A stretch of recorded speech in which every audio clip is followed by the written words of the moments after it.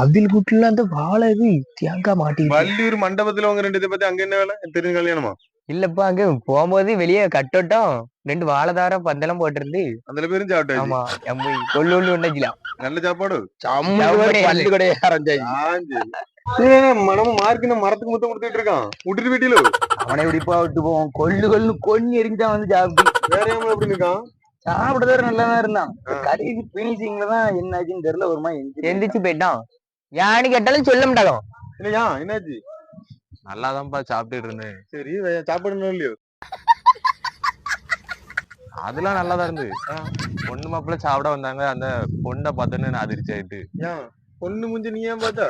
அந்த பொண்ணு நான் லவ் பண்ண பொண்ணுப்பா. லவ் பண்ண பொண்ணா? இல்ல நேத்துக்கு நேரம் தான்ல நீ இந்த நைட்டு வாழை முட்டுல இருந்து பேசிட்டு இருந்தா. இன்னைக்கு ஆளுன்னு தொட்டில உருண்டு கூட நான் பாத்துட்டு இருந்தேன். ஏமாத்தாமல புல்ல நேத்து நைட்டு இன்னைக்கு காலையில எல்லாம் கிடந்து கடலை போட்டுருக்கேன். ஏமாத்தான். உனக்கு அதுல என்ன பிரச்சனை? காலையில ஏன்ட்ட பேசினா இப்ப பார்த்தா மாலையோட நிக்கா. சரி தந்தது போய் நல்லா சாப்பிட்டாச்சுல?